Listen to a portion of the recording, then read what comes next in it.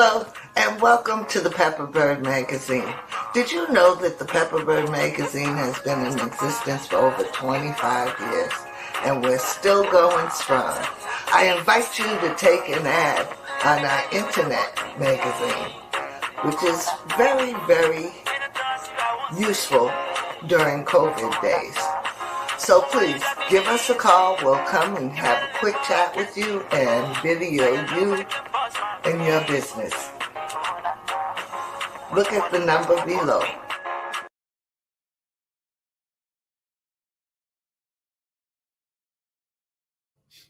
Good morning, ladies and gentlemen, boys and girls, men and women. Welcome to Tony Commander Galpohkpa Chesson Talk Show. Today is another sad day in America. It is the 23rd day of March 2021. We wake up this morning again to a mass killing in our nation. We just had one last week, and we're still mourning our Asian families who were massacred on that day. And it was a hate crime. For whatever reason, it is a hate crime. Now today, we wake up again to another alarming number of deaths of Americans. Another mass killing. We haven't even gotten over the first one with our Asian people who are still calling for justice, who are still calling for an end to racism, race supremacy, and all these evil things going on in our country since the past 4 years. What kind of evil are we living through in America now? People don't want to change the gun laws. They say they don't want to give up their guns. But can we continue to condone politically motivated, even crazy people buying weapons and going into the mall and our public places and killing our people? Killing our people? This is going past protecting ourselves now. This is going to insanity. This is going to insanity. What will happen next week or tomorrow when we try to get over this one and another one occurs? How will we continue to justify these things? One crazy president has driven part of our population crazy with some foreign ideology or cue. People taking oath and things to this unknown entity.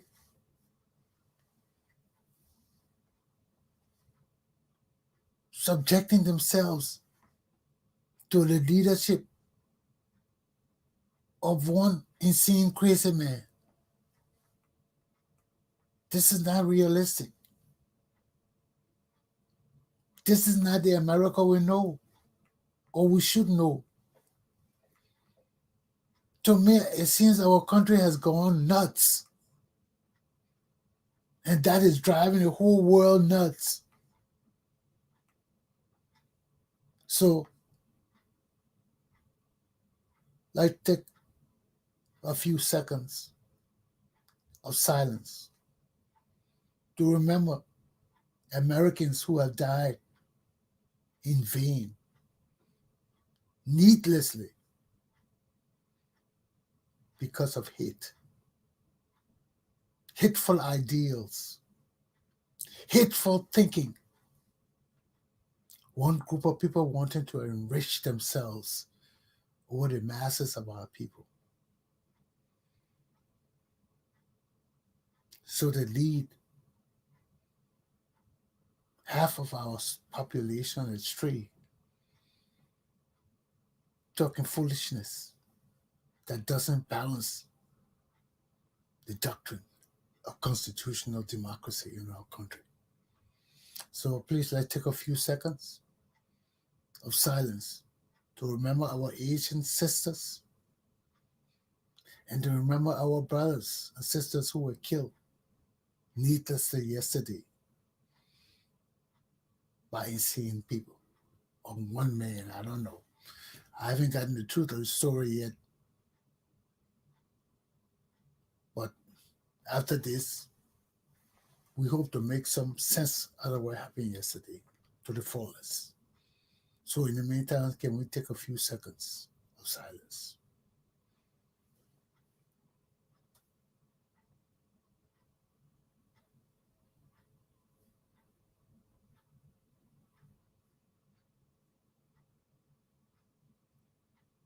Thank you. Okay, let's begin my first lesson. And let me put my topics up.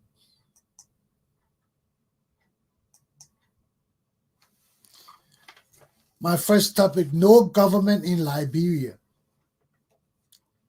My second topic, Liberia's failed and devalued economic state. And finally, number 3, new sense of leadership for Liberia and Liberians. Let's get into my first lesson. I'm still overshadowed by what happened yesterday in America. So yeah, if I'm a little slow, I'm still trying to make sense out of this thing. How can people just go in the supermarket and just kill up people, innocent people? You leave your home, go home to do your go out to do your little shopping, or go out to look for something you need to eat or drink, or just have in your house. And you come in contact with this mass killer who's taking off people one by one, making sure you die. He's not just shooting at random. He's aiming and taking his targets out. Human beings.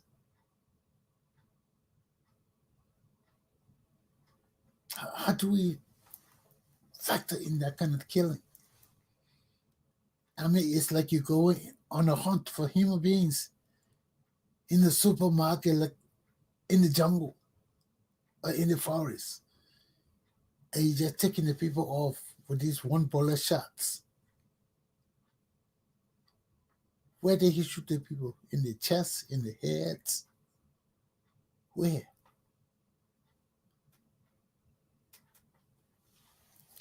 You know, for people like me who train with guns and things like that, when we hear these things happening, we got to think, how did these people die? Where were they shot? They shot the police. Did he have on his vest? If he did, where did he shoot him to kill him? Because he had on his vest, he would not die from bodily shot.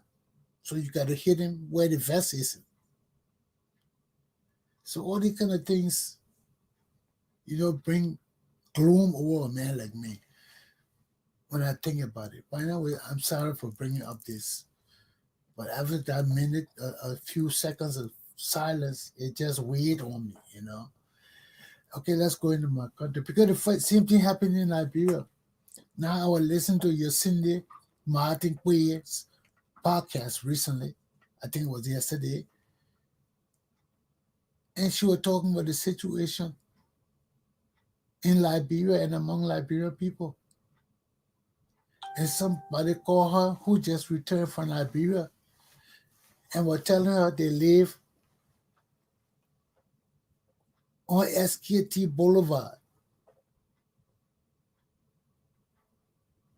And every day there was a killing in that area. How they killed the girl and put her body down like she was kneeling down. And she was dead. How every morning he woke up, they were killing. People dying or dead. some kind of conflict because he's in the heart of the city.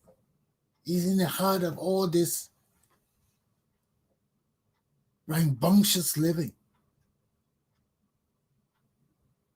So he's telling us there's no government in Liberia.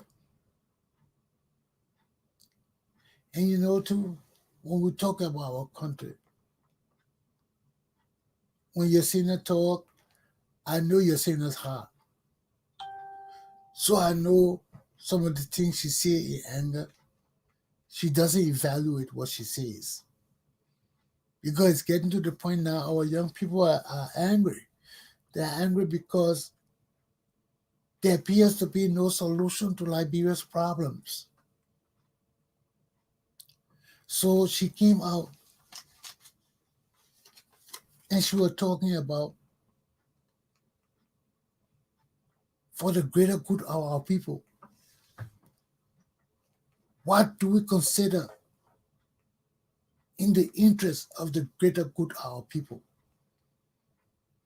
So in her young mind, my sister Yusinda said, if I got two fat people on a boat and they're causing the boat to go down, for the greater good of the people, I will get rid of those two people. It's better to get rid of two people than 1,000 people. That's not the modern way of thinking. For a man like me, from a military background, that's not the way I think. But your singer doesn't understand what I mean for the good of the whole, for the good of the majority, for the greater good of the whole.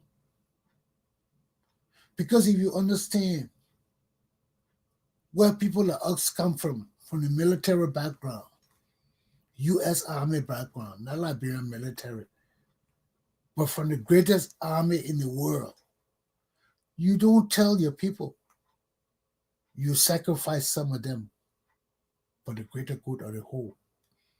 No, that's not my thinking. Because if my leader tell me if two people fat, I'd rather sacrifice those two people for the greater good and I'm fat. How you think I would feel hearing my leader telling me that I'm one of the people that are going to be sacrificed if the boat is too heavy because I ate too much. So I got to suffer for it, for the greater good. No.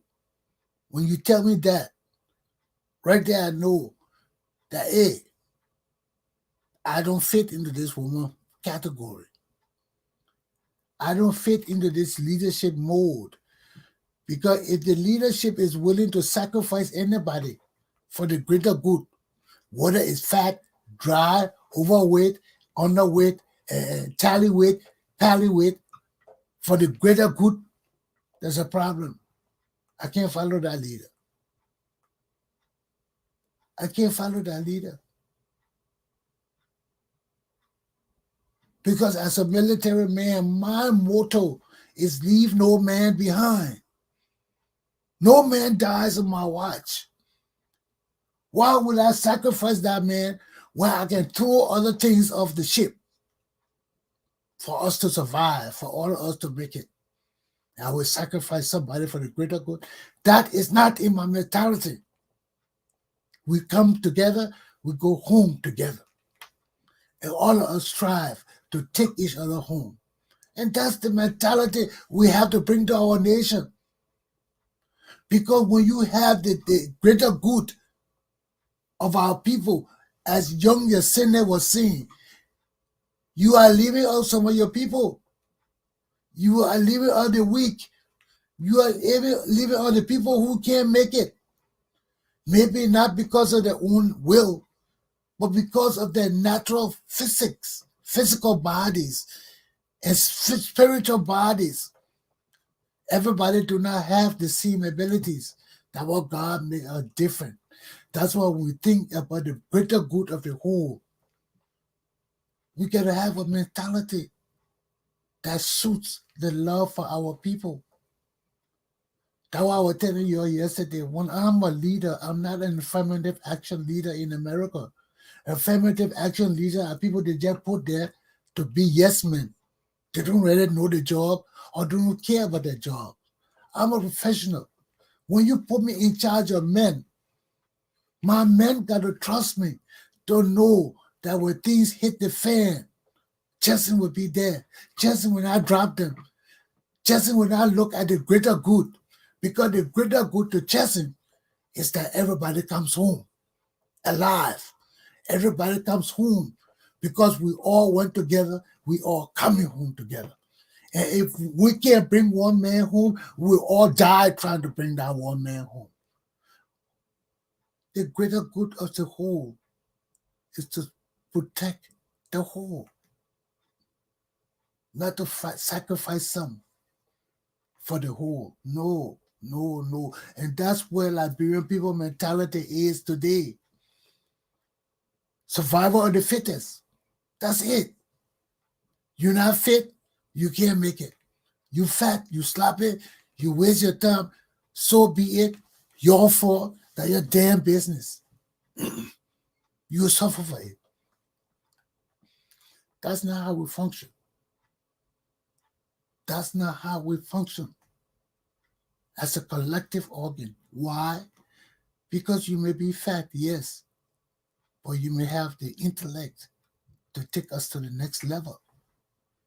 So when you lack in strength, we got to back together and pop you up so you can have the strength from our strengths to do the job you need to do so all of us can go home as a team.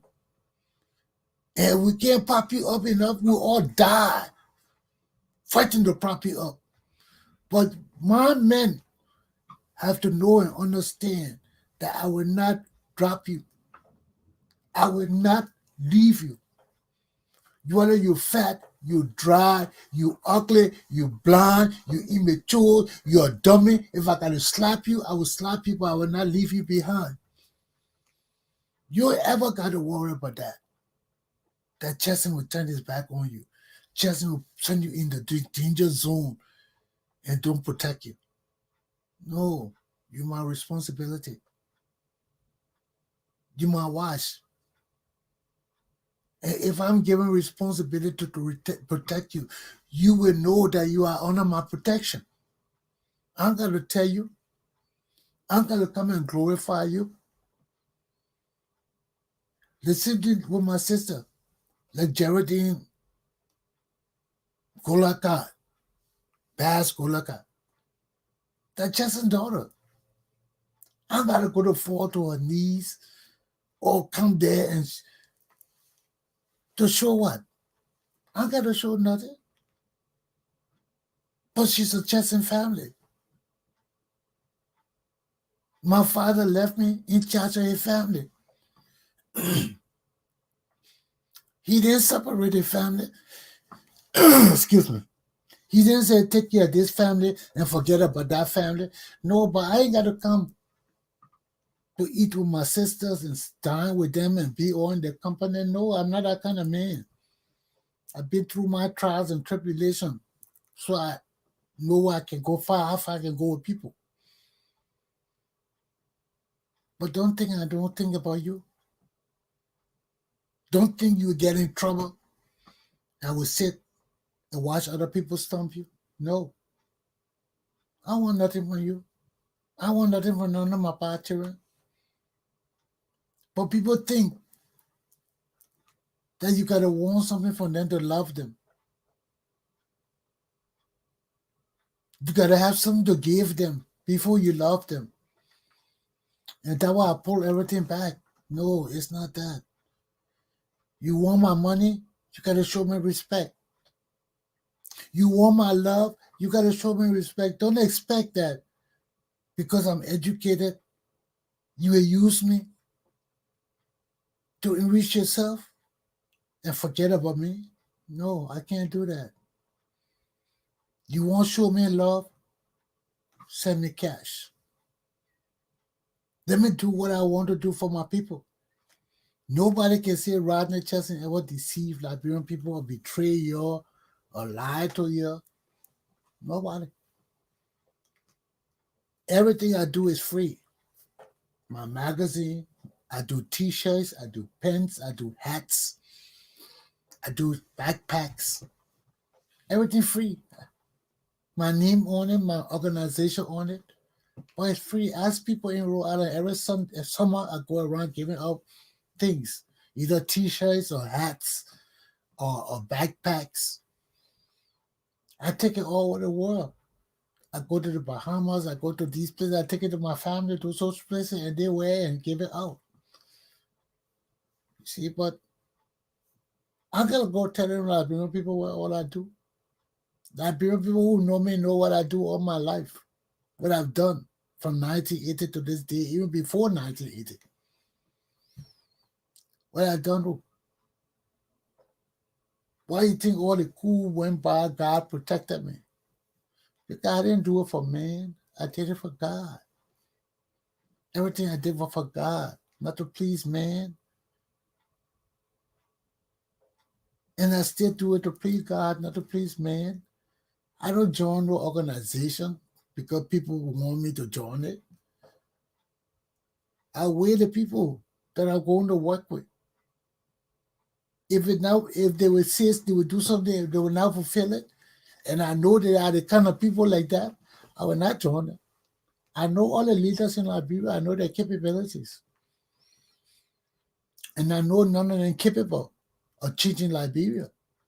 Why would I join these people? Why would I join these people? I can't join them. And I look at Bennett now, my cousin, all the time.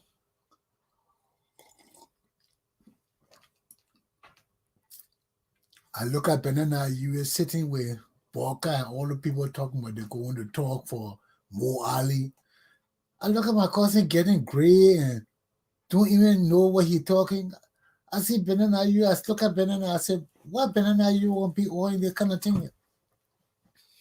Why you want to be political leader of Liberia and be all in this kind of confusion and this kind of this debacle, this mess of a failure? Why Bennett now you want to be in that? When we could have that money he got, running our family, businesses, owning Liberia, building, and having our own people run our own businesses and competing with the white people in our country. But he ain't got time for all of that. He want political power. He won't be president. That's why one day I look at him and I said, this man must be crazy. You come sit here with all this money instead of us build our family, build our area, build ourselves, so all of us be men and know how to run our family corporation and things like that. I go talk to the man, he telling me I'm a foolish man. Then I look at him now and look at how he getting old. Look at how they talking to his daughters and things like that, his daughters in politics. Why you want to put your children in that kind of mess for? My children will not be in politics. That's why I'm growing my little nephew and nieces up to know about business and money. What the hell I want to be in the politics for these useless people? Trading myself off with these useless people. Honorable Benana Yuri. What that? What's that? He deserved what he got. You know, you steal the money instead of let put it in the good use. You take it and talk about you want to be president of Liberia to steal some more. Got all your little children in the thing like they want to steal and kill them. Then you calling me a foolish man. You think I come to join the kind of useless thing to steal people money when we can make the money on our own? You stole enough instead of you take your hand out of the stealing business. You just want to control everything. And go in, go take you and your boys from cotton and you go in there, let them wipe you out. Or you'll be flogged. You know? What's wrong with you? You're just think stealing will be our country forever. You're just steal and take the money and keep the rest of us poor. And this is the thing that's killing our country, man. We got too many deceitful people calling themselves leaders. You know? And it hurts me, man. I sat down today, I look at Benin you. I said, what Benin getting in this? Why he want all this kind of stupid thing? It's good he's in it because it protects the Congo people and the American Liberians. But the point is, he didn't need to be in all of that. He didn't need to be in all of that. I need to be in all of that. Why I want to be in all of that for? Be running around behind these foolish people. When you can be the man, the real man in Liberia, owning the food crops, owning the food chain, the gold and diamond chain and everything, and staying under government. Why you want to be with these useless people? This is not a government. I keep telling you, you're wasting time. All your money, because you steal the money. You can't even enjoy the damn money. You take the money, you want to be president or put all your family in power. For what? For what? To follow these useless people? They can't change. Since 1822 to the very day, they can't change. Why you want to lead these people? Why you want to be behind these people? These people need to be on their own, with their own government. The civilized people need to take a hand out of their native government. Let these people run their government. Let's get out of this government. It's not beneficial to us. Let's form our corporations and make our money, form our land, form our protective forces, and protect ourselves against these native people. Let that government go by itself. What are you doing in that government? What are you doing in that government? Your Congo people, you're too stupid. Why you want to lead these people? Look at you, your gut big, your face all fucked up. Excuse my expression, my young children. But this is my cousin. This is my cousin. And he got our family in the mud. He got our family in the mud. Running behind this political business in Liberia. This is not taking us nowhere. Our country is a failure. There is no government in Liberia. These people are native killers. They've been killing all their lives. That's all they know. Listen to Liberian leaders when they talk. All come out of their mouth is kill, kill, kill. These people are native people. We got to leave these native people by themselves. You sit out there, Benin, you look at you. You look like a sick rat. You look like a bumblebee, all beat up and sick, and just go around, just bustling in people's ear. Is that what you stole your money for? To come suffer? To come suffer behind these people? There's no government in Liberia. These people are all murderers and rogues and stealing. That's all they know. From 1822, we've been in Liberia. We try to bring these 6 native tribes together. It can't work. These people are entirely different people. They can't work. All they want is native. They want to take our democratic leadership and share it among the tribes in Liberia. And it can't work. So why are you taking your money and running behind these native people to lead them? Why you gotta lead these native people? Why we gotta force ourselves to be native? We don't have to follow these people. Why we gotta force these native people to force us to be native when they're our country? We don't have to be with these native people. Let them take the government. But when we set our foundation, they will know they can't come there. Our native brothers and sisters know their boundaries. When we stand up as a people, they know their boundaries. They know they ain't crossing that boundary. Because you're dealing with American people now when you cross that boundary. But when they think we're all native people, they have no respect for us. They have no respect for our education. So we got to separate the sharks from the monarchs. We got to separate the men from the clowns. We got to separate Liberians from useless people who want to be Liberians. Hey, better now, you would think he's sitting with those native people? Matters? That his business. I don't care about Alexander Cummings. He's nothing to me. He's ailing people. Better now, you is my cousin. And he's an idiot. When I see my cousin who I went to school with and grew up with, sitting down there, looking old and fat and useless, like he ready to fall under the bucket, talking about he want to lead Liberia, he want to be president. Why you want to lead these native people? Why you want to lead these native people? To steal? How much you can steal? You can steal so much and no more. Why you want to bring your children into this cesspool of rogues and thieves and liars and killers? Why you want to bring your children into this thing? Why? I can't understand it. I can't come live with you in this kind of cesspool. This is a cesspool of murder, destruction, and death. And better now, you need to take your hand out of the Liberian government thing. You are broken down. You are fat. You are old.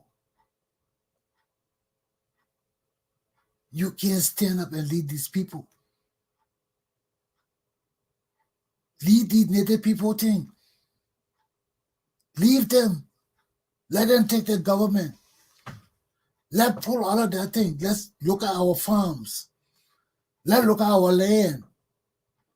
Let's look at building things for ourselves and our children. Forget about the native people. We can't help them. Let them go kill each other. Let them go spew and defecate all over like Monrovia. That's their country. Let them take it. We got to find ourselves our new country. We got to live among the people that can take Monrovia. Why we got to live in Monrovia? We can go to Basel. We can go to Maryland. We can go to Cape Mount. We got to stay in Monrovia. And everyone will go with develop it. They're not coming there. We have boundaries. We have gates. You come to our gate, you got to identify yourself before you come in. You got ID card. You come into the Congo people area. No, because you're too nasty, man. You're nasty. You don't want to change your belief in your native leaders and your country giant and country devils, and we can tolerate that thing. I'm bringing my Christianity back to Liberia. I'm bringing Christianity back. All that juju thing, you're going to take it in the bush. So that's my take on all of this killing and things. It will not stop. These native people are adapted to killing each other. They have no sense of dignity. That are juju and voodoo. They won't play. It causes people to kill people. That's dark magic. We can't be with those people. So you got to understand that now we are thing. That your thing. So it better now you won't keep on treading that road with juju and all that thing. Guy looking like a old sick, useless man. That's his business. But this is the problem with our people. We need to understand as leaders what our duties and obligations are to our people. And if we got the mentality that for the good of the whole, we got to kill some of our people and sacrifice them, that is the wrong leadership concept. Not my leadership concept. My leadership concept, we rise together, we fall together. Nobody is left behind. No, no, no. If that boat will sink because you're fat and we can't use our brains to find other ways to keep that boat afloat without killing our people, we're all going down together. We're all going down together. So that's what caused people to become ingenious. People to become fast thinking. Not when you sacrifice your own for the greater good? No. When you tell the greater good, you better come up with a solution to this damn problem, or all of us gonna die. I ain't gonna sacrifice one man on my ship when I got 70, 80 people with brains who's supposed to be seamen, and we got a ship that we built and it floated, and you tell us we can't fix it. We got to sacrifice 2 of our men for the greater good. We all going down. I don't believe in that. Liberian people are smart. Liberian people are ingenious. Why must we sacrifice ourselves beyond foolishness? I'm tired with this. You're native people, you don't want to kill yourself, go kill yourself. You're dumping the river, I don't give a damn. Do anything you want to do. My American people are genius. We'll find a way out with our minds and with our God. We ain't going to give up and kill each other because of the greater good of who? Whose greater good? Under God's greater good. No man greater good. And when we change our mentality and start thinking like Liberian people, like preserving our lives and our posterity, their interest and their protection, our whole beings become different because we see life differently. We ain't going to sacrifice none of our people. All of my people mean coming to me. Why? Because you can't speak English? Why? Because you can't read and write? That's why I'm here. To protect you and to kick your ASS until you get some sense in your head to know of the things you have to do and the things you cannot do, and to understand the difference between the two to make our lives more feasible. So, my children, this is my point. Our leaders got us where we are. Our system of leadership got us where we are. Our system of tribalism and division got us where we are. And if we can't make it no more, we have done this for almost 200 years. If we can't live together, let's divide ourselves. You form your native part and we form our civilized part. But I can't live with people who talk about killing like it's fun. Who talk about voodoo and juju and taking people's lives like it's fun. I'm a Christian. That's not my philosophy. I'm a Christian. Jesus says, do unto others as you will have them do unto yourself. So how would I sacrifice other people for the greater good of the whole? Would I want to sacrifice myself for the greater good of the whole? Most people wouldn't. Some people would. It has been proven in history. People sacrifice themselves for the good of the whole. Some of them we call saints. But we have to understand that we have responsibilities under our Christian principles, not even ourselves. If we would want to do it for decency's sake, we have it under our Christian principles to do unto others as we will have them to do unto us. So if you want other people to kill you for the greater good, if you think that right, for them to decide your life must go because of the whole, then you join them. And this is not to say, listen up, this is not to say that your Cindy Quaye is a bad person. This is not to say that your Cindy Martin Quaye is wrong. But our young people have been growing up under that philosophy of the greater good of the whole for a long time. I remember one time I would have said the same thing, where we got to look at what is in the best for the whole. If 5 people got to die for the best of the whole, then we'll do it. That is called sacrifice. That is called a kamikaze mission. You're not coming back. And those are military obligations. Every citizen of Liberia not put to the chain. But when you take oath to protect and defend your people, it can cost you your own life. Because that's your oath. You took an oath to do it. All the Liberians don't take oath. So that they're not held under that stern obligation that you got to do it or die, do or die. That's why when you have military missions that you know people not coming back, you tell them they got to volunteer. They got to know you got their back. You will be there with them. You will be the eye in the sky. You'll be everything. But if anything goes wrong on the ground, you can't come on the ground to help them. There are missions like that. And they don't just give it to anybody. People accept those missions, knowing they're going to die, knowing their family going to be protected. They never got to worry about anything. And if they come back, they will be heroes. So you got to understand that thing and accept the risk and know what you're getting into. So that is something for the greater good of the whole.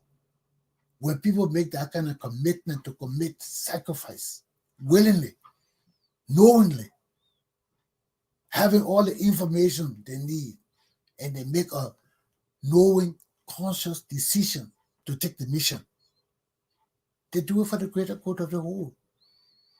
And there are many Americans and other people over the world who do that every day. Espionage. Military people go on mission. They do it every day. Some mission you go, you know you're not coming back. Or you know when you get captured, you got to kill yourself. Because the punishment you suffer is worse than the death itself. So all of these things got to take into consideration. So let me just take a little sip of my drink that will come back, and my chair will hook it up again, okay?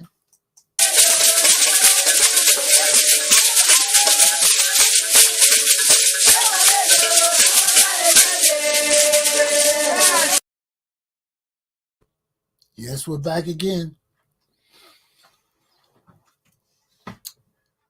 My second lesson, Liberia's failed and devalued economic system. For this topic, I gotta give a lot of credit to Henry Costa because I watched his show this morning, and this was his main topic. But despite him going into detail about all these things, as a lawyer, I already knew most of these things because under the law, only the legislature can make money. Only the legislature can print money. That is a constitutional duty given only to the legislature. But the legislature also has the power to enact laws and rules and set precedents or pass acts to fulfill the duty of the legislature without the legislature having a hands-on part in the process. And that's why we're talking about our central bank. Our central bank was enacted in 1999 by an act of Congress. They passed an act giving certain powers to the central bank.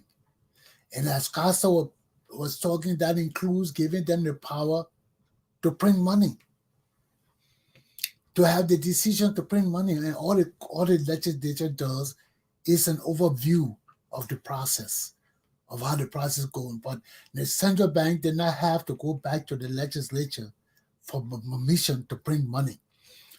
In the act forming the Bank of Liberia, the central bank, they have already extended that legal authority to the bank. So the bank had that power to print money. And they did it on their own time.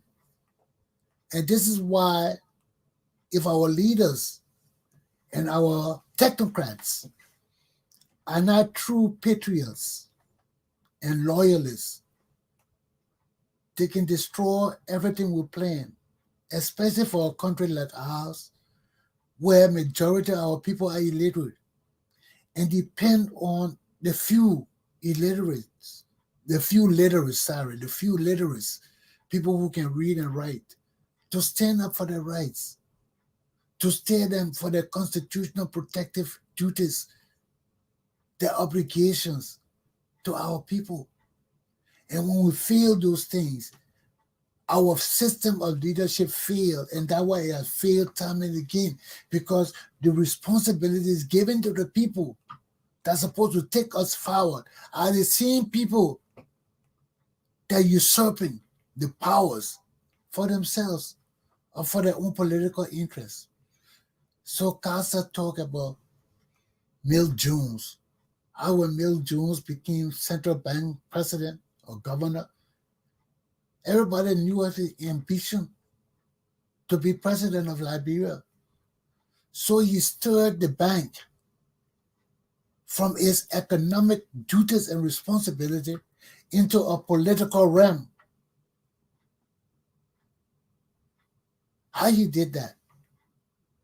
He took the powers that the act to create the central bank had it reposed in the central bank to print money. He took it away from them and gave it back to the legislature, stating that the legislature have the authority to print the money, not the bank, which it does under the Constitution. But if the legislature passes an act where they take that power and put it in the act to give autonomy to a bureau to act without going through the process of requesting and demanding that the legislature approve something, all the legislature does is serve the oversight bureau. And this is what we're suffering again. So they put Mill Jones in it. He took the authority of the central bank and gave it back to the legislature. He said, you got the power to approve us making money, you take it back. When he gave it to them, what he did, he took the Liberian money and started becoming a bank instead of an oversight economic institution. He changed the Central Bank of Liberia from an oversight banking institution to a banking institution. He started loaning the money out to the market women and auditing. They're all calling it great, and knowing that these people did not have the capacity nor the ability to pay that money back. So when he took over the job of the local banking institutions and started giving up money, it changed the whole structure and face of the Central Bank of Liberia. Now we can't get that money back. They start complaining, we out of money. We out of money, but what happened was we went out of money. The Central Bank of Liberia right now has no control of how much money there is in the country. I don't think they even know. They have no control of the money.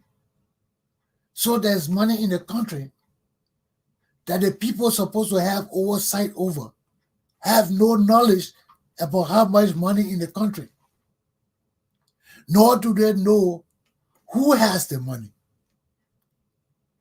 So right there, our banking institution have been caused to fail.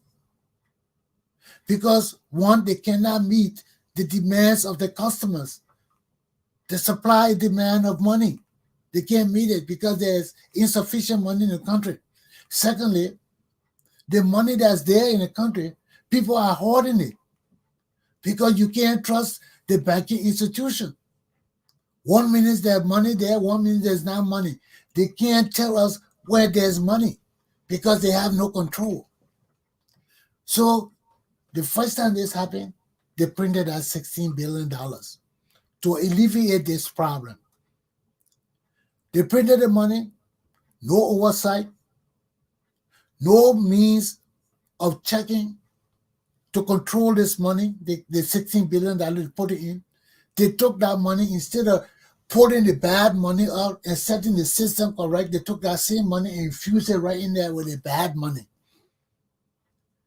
Then you got during Ellen time now. Ellen then borrowed that money and just infused it right in the country. So there was no real trust in the system. There was no real knowing what kind of money we had in the country still. So that further emphasized the problem on the banks. And you got dumbing like 12, Sam Twin, all these people coming in. They didn't understand what was going on with the system. Right away, they talk about, they see $16 billion in the system can't be accounted for. The bank does not know how much is circulating in the country of that $16 billion. They have no control on the money.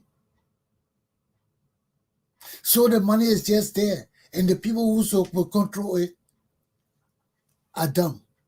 So what they do, they say, okay, let's get more money, because the way the system is, this $16 billion infused in the economy is too much.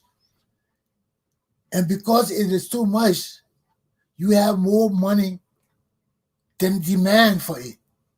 So that it's a supply and demand problem, it's an economic problem, supply and demand. So they say, okay, the money is too much in the community. Let's try and mop it up. Let's try and take $25 million and use it to get $25 million back out of the economy and transfer that money with the new money. They didn't go to the bank. They didn't follow the right processes, because the bank is the main conduit through which the central bank can deal with the economic resources of the country. That's the only conduit. The local banking institutions that rely on the central bank to determine the monetary policies of the country. Now, here we are. The banks can't get money because nobody trusts the banks. People hoarding the money. Instead of the foreigners going to the bank to exchange their money, they directly dealing with the hoarders in the street to change their money. So they displace in the bank. So when you displace the bank, you displace the central bank too. Because the people do not trust the central bank, the people cannot put their money in the banks. Because one day they go there for the money, there, the next day it's not there. There is no consistency. So now this $25 million was to help map out all that money. They didn't do it. They said they collected some of the money. The money they collected, instead of them putting it in the bank, to understand that that money is to be destroyed. That's the excess money that need to be changed. They pay for that money to take it off the market. Instead of that, they take that same money, put it aside. Then they realize that their whole economic process was wrong. There was no excess money in the market. They didn't wait to see the money settle down. And then they put that money in the money market. The money was still being divided and circulated, so there was no real accounting of the money. So instead of waiting until all the exchanging of that money has been cleared and there's some stability in the market to devalue the market, they jump out and say, no, there's an overflow in the market. That bring new money in. So they brought in new money in, mop up some of that money, and put it right back. Because the foreigner, they had made an error. They had lied, telling us that there was too much money in the country. There was a liquidity problem. that the money was too much for the country to absorb into using. So it was just war plus money. And they had to get some of that money out. In the process of doing it, they found out they were wrong. Their planning was wrong. Their process was wrong. So there's $25 million they got. They can't use it to change the money because there's no money enough to do that. People were still hoarding their money and not changing it with the bank. So they decided to put that money back into the economy. So now we still have no control of the money in Liberia. And from Costa's point of view, which I also see necessary, because I was wondering how they're going to solve this money problem. But Costa, being the Costa he is, talked to his legal people, and they came back with the same thing I was thinking of. If you're going to print money, you got to go through the banks. If they're going to print that $48 billion in 3 years, they have to determine how much they need each time they print money. They're not going to print all $48 million in 1 year. They will do it over a 3-year period. But over that period gave them the time to know how much of that money to infuse into the economy through the banks, to see how much the bank will get back of the old money so they can burn that money and destroy it. Then they will have a control over how much at a time is going into the market. Then they will be able to have a knowledge of how much to print during the next batch of printing. Maybe they wouldn't have to print the whole $48 billion. Maybe they wouldn't. But it depends on how they use the money through the banking system to get the old money back in. Because you bring new money, the people can't use the old money no more. You cancel the old money completely. So if they got $300 million Liberian dollars stuck up in their vault, it's for nothing. If they got to use that money, they got to bring it back to the bank and exchange it for new money and let the bank take that money and destroy it and give it to the central bank, let them destroy it. That's the only way to keep that money out of the market and to put the money that we need back into the economy so that the central bank will have control over the money in our country. So right now, they need to print some kind of money. And I agree with it because we can't go through this money problem over and over. If there's bad money in the country, which I know the money in Liberia, I can't touch it. I can't touch that money. That money you get disease from it. You're just looking at it, you can't touch it. The thing is all nimble and just that kind of way. So we need new money.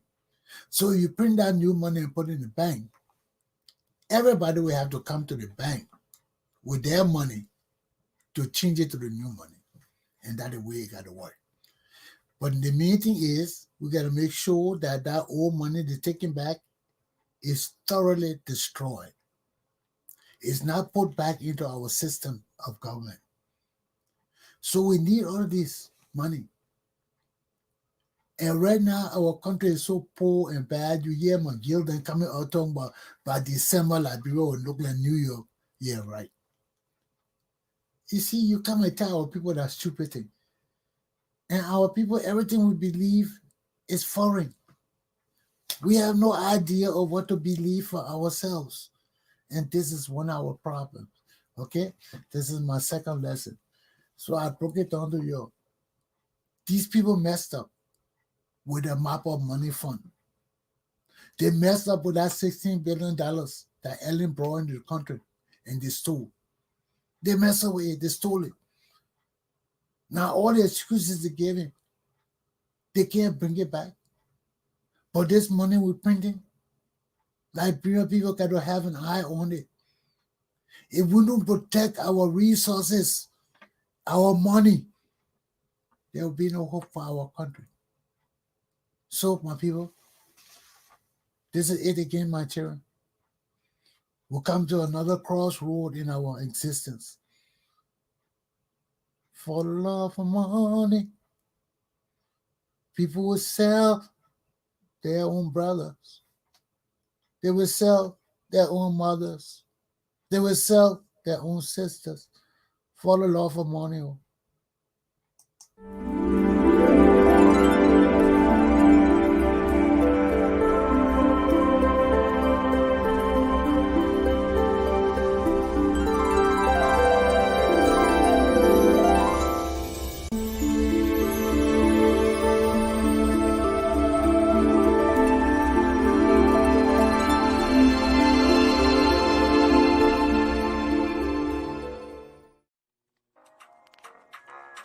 Hello, and welcome to the Pepper Bird Magazine.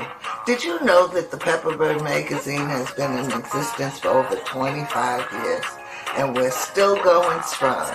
I invite you to take an ad on our internet magazine, which is very, very useful during COVID days. So please, give us a call. We'll come and have a quick chat with you and video you in your business. Look at the number below.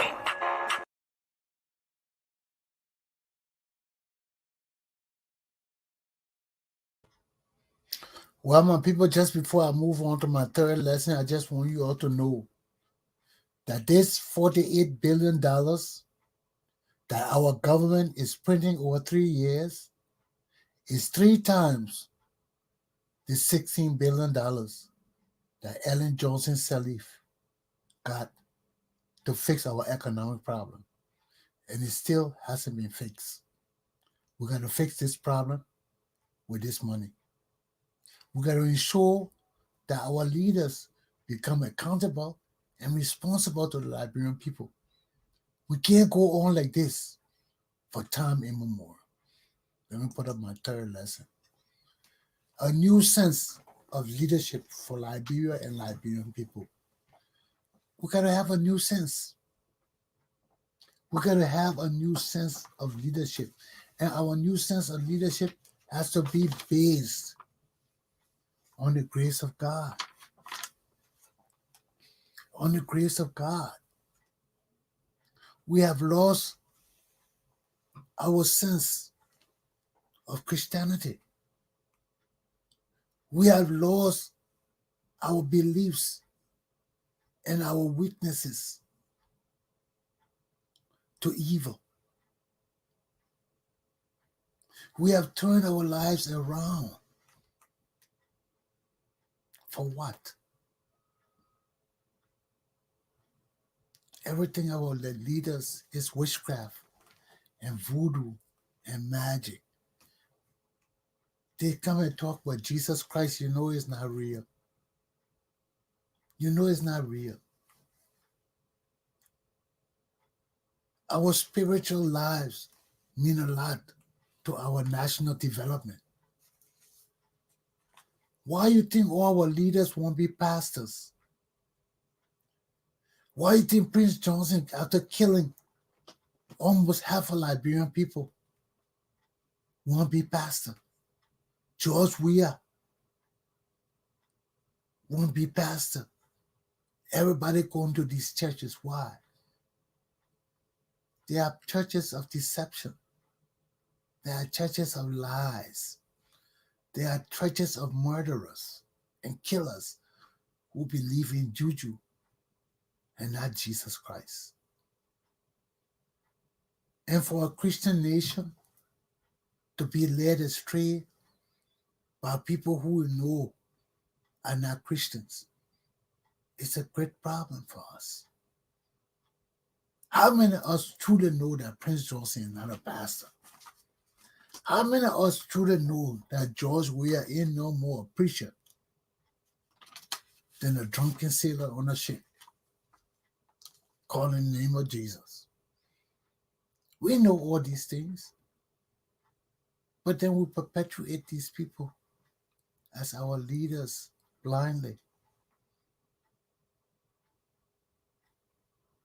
giving loyalty to them that they don't deserve, calling them honorables when you know these people have killed our people and don't deserve to be called honorables. They deserve to be called murderers and killers. But we have lost our sense of dignity and pride. And until we can regain these Christian principles and values of decency, of honesty, of respect for each other, of love for your brother as thyself, we will lose Liberia. We'll lose Liberia. Because for a nation that says they believe in Jesus Christ, and we see the living that going on among Liberian people is inconsistent with our Christian teachings. It's inconsistent with our Christian ideals. It's inconsistent with the two laws that Jesus Christ left with us. Love our God and love our neighbors as ourselves. When we build leaders that think about all Liberian people with one heart, with one mind, with one feeling of belonging, not to a tribe, not to a group or ethnic group, not to a native group, but to Liberia. Understanding that if they hurt one person in one part of Liberia, it hurts all of us, all over Liberia. If you do injustice to one people in one part of Liberia, it's injustice done to all of us. Why? Because we are our brothers' keepers. Aluta! Continue. Let me stop here with my lesson. Because I told you all that the new sense of leadership we need is one that ensures that all of us come together and all of us leave together. That's collective leadership, where no one is left behind, where there is no survival of the fittest. We are all fit together and we all fail together.